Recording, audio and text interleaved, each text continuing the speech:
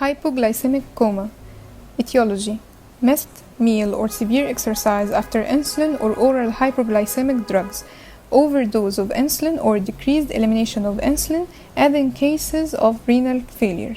Clinical picture: severity of symptoms is variable among individuals. We have adrenergic symptoms and CNS symptoms. Adrenergic symptoms due to increase in catecholamines when blood glucose is less than 50 mg percentage, while CNS symptoms due to cerebral dysfunction when blood glucose is less than 30 mg percentage. Adrenergic symptoms are tachycardia, sweating, tremors, anxiety, hunger, pain. CNS symptoms are headache, blurring of vision, lack of concentration, convulsions, and coma. Masked symptoms of hypoglycemia may occur in the following conditions: during night or beta blockers, old age, or recurrent hypoglycemia. Investigations: low blood glucose less than 50% in males, less than 45% in females. Differential diagnosis from diabetic ketoacidosis and other causes of hypoglycemia. Treatment: recovery is very rapid except in irreversible brain damage. If the patient is conscious, we give oral glucose in the form of candy, but if there is coma, we give IV glucose 50 gram, 50%. Hypoglycemia due to oral hypoglycemic drugs such as sulfonylurea may persist for a long time, so glucose has to be infused over long time. Then we have diabetic ketoacidosis. DKA, extremely serious metabolic complication of diabetes due to severe insulin deficiency, characterized by a triad of acidosis, ketosis, and hyperglycemia more than 250 mg percentage. There is no relation between severity of hyperglycemia and severity of ketoacidosis. It occurs in type 1 diabetes mellitus due to severe insulin deficiency, previously undiagnosed diabetes mellitus, or missed insulin or neglected treatment. Precipitating factors are infections, infarction, intoxication, and drugs such as cocaine or clozapine. Intoxication by alcohol, myocardial infarction, infections leads to increased insulin requirements. In type 1, DKA occurs with or without the precipitating factors, while in type 2 diabetes mellitus, DKA occurs with precipitating factors only. Diagnosis of infection in DKA may be difficult because temperature in patients with DKA is subnormal, and occurrence of fever is rare because of peripheral vasoconstriction due to hypovolemia. And secondly, leukocytosis occur in DKA in absence of infection.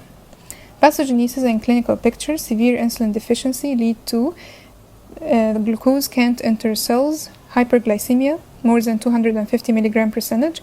Fat: we have increased lipolysis to produce energy, increased production of ketone bodies, beta-hydroxybutyric acid, acetoacetic acid, and acetone, leading to ketoacidosis, pH less than 7.3. The effects of ketoacidosis: gradual onset of for muscles, generalized weakness and muscle pain. For kidney, ketonuria together with glucoseuria lead to severe polyuria and dehydration. For GIT, we have anorexia, nausea and vomiting, abdominal pain.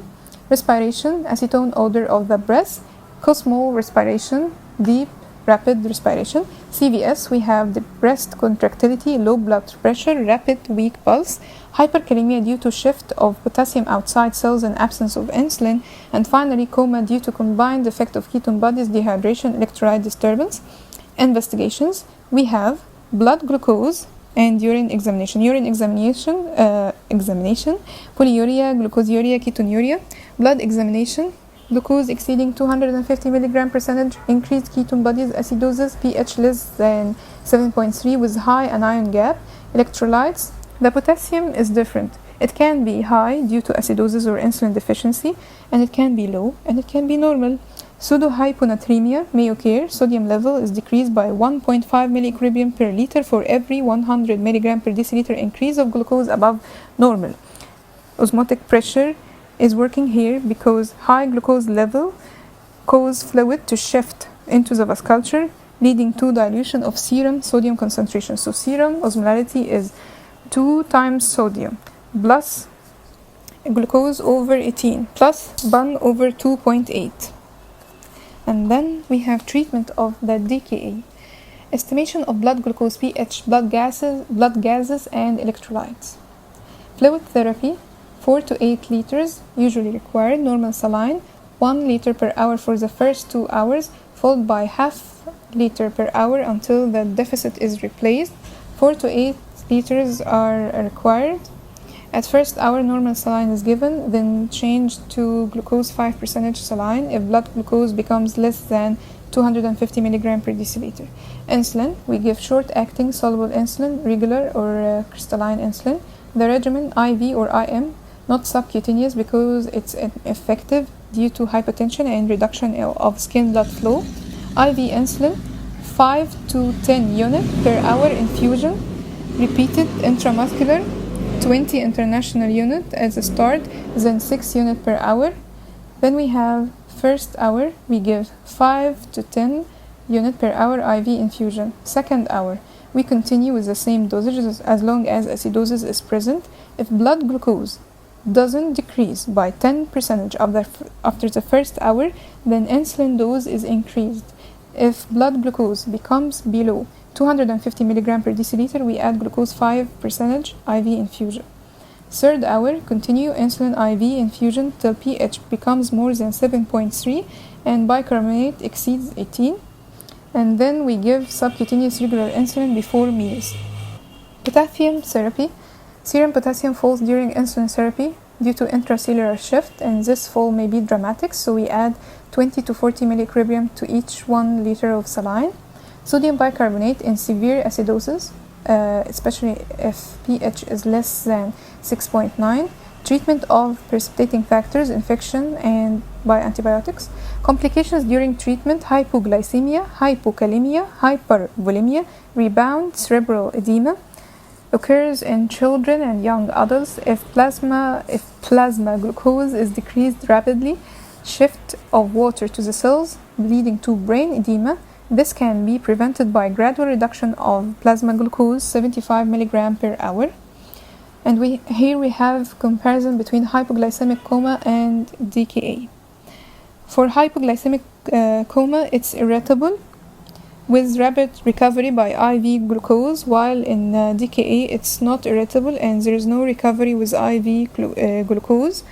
Signs of hypoglycemic coma is moist skin and tongue, full pulse, normal or raised blood pressure, shallow or normal breathing, hyperreflexia, dilated pupil with no smell of acetone, while in DKA dry skin and tongue, weak pulse, low blood pressure, rapid deep respiration, diminished reflexes, normal pupil, and smell of acetone. Symptoms of hypoglycemic coma is palpitation, sweating, and hunger, while in DKA, polyuria, thirst, and abdominal pain with vomiting. Hypoglycemic coma occurs with no food, vigorous exercise, and insulin overdose, while DKA occurs in little or no insulin with infection. The onset of hypoglycemic coma in good previous health before the last insulin injection, and Dr. Mowafy wrote that his girlfriend usually brings him. DKA, it occurs in it presents by ill health for several days, and Dr. Mowafy wrote that he comes with his wife. I'm not responsible for this. And then we have hyperglycemic hyperosmolar non-ketotic coma. Low insulin level, which is enough to prevent ketosis but not enough to inhibit hyperglycemia, so is hyperglycemia without ketosis. It occurs in all type 2 diabetes. Patients typically having severe hyperglycemia, more than 600 mg per deciliter, severe dehydration, and plasma osmolarity more than 340 milliosmoliter per liter. The normal is 290, and this is a landmark of this condition. Clinical picture: severe hyperglycemia, polyuria, polydipsia, severe dehydration, renal failure, thrombotic complications, severe hyperosmolarity seen as symptoms, convulsions, and coma more than DKA. Abdominal pain is not present. Treatment: same as DKA, but we don't give sodium bicarbonate. We have aggressive fluid replacement. This is the most important measure. Low rate of insulin infusion, 3 units per hour. Subcutaneous heparin to prevent thrombotic complications. Lactic acidosis occurs in diabetics using high dose of biguanides, metformin, because it leads to tissue hypoxia, anaerobic glycolysis, accumulation of lactic acid. Clinical picture: confusion, coma, rapid deep respiration, respiration. Treatment by sodium bicarbonate. And then we have the diagnostic criteria of diabetic comas. For DKA, hyperglycemia more than 250 mg per deciliter, acidosis, pH less than 7.3, high anion gap, serum bicarbonate less than 15 milligram per liter with serum positive for ketones. Hyperglycemic, hyperosmolar, non-ketotic coma, characterized by hyperglycemia more than 600, hyperosmolality more than 310, no acidosis, blood pH normal, serum bicarbonate more than 15 milligram per liter. Lactic acidosis, characterized by severe acidosis with hyperventilation, acidosis with blood pH less than 7.3 with high anion gap, serum bicarbonate less than 15 milligram per liter, absent serum ketone, serum lactate more than 5 millimole per liter. Then we have acute diabetic complications, means diabetic coma. Microvascular complications means diabetic triopathy, neuronephro and retinopathy. Hyperglycemic coma, DKA and HHNK, which is hyperglycemic hyperosmolar non-ketotic coma. Treatment of diabetes mellitus includes general measures, diet, oral hypoglycemics, insulin, and treatment of complications. General measures: reassurance, education about nutrition and lifestyle modification, exercise. Diet, this is the most important controlling item of diabetics, especially type 2. Diet alone can control mild cases. Total caloric intake according to weight and physical activity. For mild activity, 1,500 per day, moderate activity 2,500, severe activity and pregnancy 3,500. Food components: carbohydrates 50% of calories, avoid simple sugars. Fat 30% of calories, avoid saturated fat. Protein 20% of calories. Vitamins: B complex and vitamin A. Increased fibers, increase satiety. Numbers of meals: 3 main meals, 2 snacks in between. Avoid hyperglycemia or hypoglycemia. Oral hypoglycemics include biguanides, sulfonylurea, and recent drugs with incretins. Biguanides mechanism of action: increase anaerobic glycolysis, decrease appetite and intestinal glucose absorption. Preparations: we have metformin from 500 to 850 milligram 3 times per day. Indications: we have type 2 diabetes, which is not controlled by diet only and combined with sulfonylurea or insulin to achieve control. Side effects: contraindicated in renal failure, discontinue usage if creatinine is 1.5 or more, lactic acidosis, diarrhea, nausea and vomiting, and abdominal upset. Sulfonylureas, mechanism of action: increase insulin secretion from pancreas, this is the main action, increase peripheral action of insulin sensitizer, and decreases hepatic production of glucose. Preparations: we have old generation and new generation. Old generation: chloropropamide and tolbutamide. Chloropropamide, dosage 100 to 500 milligram per day, long acting. Tolbutamide, 500 to 3000 milligram per day, short acting. New generation: glibenclamide, glimepiride, gliclazide, glipizide. Glibenclamide and glimepiride are long acting, gliclazide intermediate, glipizide is short.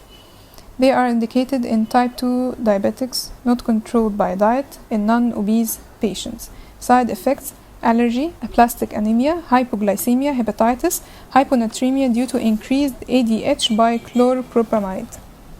Recent drugs: starch blockers, alpha glucosidase inhibitors, acarbose, prevent breakdown of carbohydrates in intestine, decreasing glucose absorption. The disadvantages are they are contraindicated in hepatic patients and cause abdominal pain. Glinides, ripaglinide, natiglinide, they have the same action of sulfonylurea but with rapid action and short duration, acting on postprandial hyperglycemia. Then we have thiazolidindoins, rosiglitazone, pioglitazone. They increase insulin sensitivity, can be combined with sulfonylurea, metformin, or insulin. The advantages: improving diabetic dyslipidemia. Disadvantages: contraindicated in mild liver impairment, given cautiously with heart failure and renal impairment, leading to weight gain, mild edema. Incretins, they are hormones released from the gut into the blood within minutes after eating to stimulate insulin secretion after eating. They are insulinotropic. We have 2 types, GIP and GLP. GIP, glucose-dependent insulinotropic peptide released from K cells in duodenum and jejunum. glucagon-like peptide GLP-1 from L cells in small intestine and ascending colon.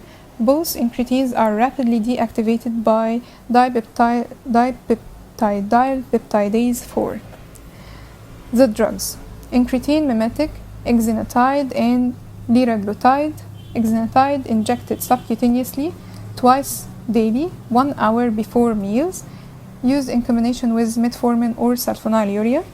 Dipeptidylpeptidase 4 inhibitors, sitagliptin, saxagliptin, vildagliptin. They work by blocking the action of DPP4, enzyme destroying incretin hormones. They are given orally. Mode of action of incretins: they increase postprandial active incretins and leading to decreasing blood glucose by increasing insulin secretion, decreasing glucagon, decreasing gastric emptying. The advantages are no hypoglycemia, no weight gain, well tolerated, and hemoglobin A1C is reduced by 1% and seems to improve beta cell function. Side effects: nausea, vomiting, diarrhea, and pancreatitis. Finally, we have insulin. Human insulin is a peptide hormone composed of 51 amino acids synthesized by the pancreas within beta cells and islets of Langerhans. Typical blood level between meals is 8 to 11 micro international unit per milliliter. This is a very important MCQ note. The action: rapid action and gradual action. The rapid action: entrance of glucose and potassium into the cells. Gradual action: hypoglycemia by increasing glycogenesis, increasing peripheral utilization of glucose, decreasing gluconeogenesis, increasing lipogenesis, and decreasing lipolysis, and it has anabolic action on proteins. The preparations: we have short-acting, soluble, intermediate, long-acting, fast-acting, and insulin mixture. Insulin mixture or mixtard is 30% short, 70% NPH or intermediate. Short-acting: we have regular or neutral, humulin R, novolin R. The onset is less than half an hour, peak 2 to 4 hours, duration 4 to 6 hours. Intermediate: we have isophane or NPH with humulin N, onset 2 hours, peak 6 to 8 hours, duration 12 to 24 hours. Long-acting: we have glargine and insulin detemir. Lenti-insulin was previously used but it's no longer used. Onset 6 to 8 hours, peak 12 to 24 hours, duration up to 36 hours. Fast-acting: insulin lispro, insulin aspart, insulin glulazine. Onset 5 to 10 minutes, duration 4 hours. The dosage: start with 0.4 to 0.5 unit per kilo per day. The dose is gradually increased until blood glucose is controlled. 2/3 of the dose given before breakfast, and the third is given before lunch. 2/3 of the dose is intermediate, and 1/3 is short-acting. Multiple subcutaneous insulin injection. This is in cases of poor glycemic control. 75% of the dose is given as regular insulin before each meal, while 25% of the dose is given as intermediate insulin before sleep. Administration of insulin in general: subcutaneous or insulin pump, continuous subcutaneous insulin infusion, insulin pens, IV or IM in diabetic comas. Then we have the side effects: hypoglycemia and hypoglycemic coma, allergy, use human insulin, insulin resistance. If antibodies, we have absolute resistance. In obesity, we have mild resistance. Insulin lipodystrophy, atrophy or hypertrophy of subcutaneous fat as a site of injection. Insulin edema, sodium and water retention leading to hypertension, weight gain, and finally we have pseudo-insulin resistance or smoggy effect. Nocturnal hypoglycemia due to over-insulin dose at night leads to stimulation of anti-insulin hormones, leading to rebound hyperglycemia in the morning. This condition is treated by reduction of the evening insulin dose. Finally, we have something called pramlintide or amylinomimetics. It's a synthetic amylin analog. Used in type 1 or insulin requiring type 2 diabetes mellitus given with current diabetic regimen. The mode of action is pramlintide injected subcutaneously just before the meal, slowing gastric emptying and suppressing glucagon, but it doesn't alter insulin level. Side effects are nausea, vomiting, frequent dosing injection 3 times per day. Criteria for good diabetic control: hemoglobin A1C less than 7, postprandial glucose less than 180, fasting blood glucose from 90 to 130 milligram per deciliter. Clinically, no symptoms of diabetes, no symptoms of hypoglycemia. Brittle diabetes or labile diabetes. This term describes unpredictable fluctuation in blood glucose levels. This is caused by recurrent hypoglycemia or hyperglycemia. And finally, we have the scheme for treatment of diabetes. We have diabetic patient, type 1, diet and insulin. Type 2, diet. If controlled, حصل خير. If not, oral hypoglycemic. Oral hypoglycemic, it can be obese and non-obese. Obese, we give biguanides. If controlled, حصل خير. If uncontrolled, we add sulfonylurea. Non-obese, we give sulfonylurea. If controlled, حصل خير. If uncontrolled, we add biguanides. And if all cases are uncontrolled, we give insulin. And this concludes our chapter for today.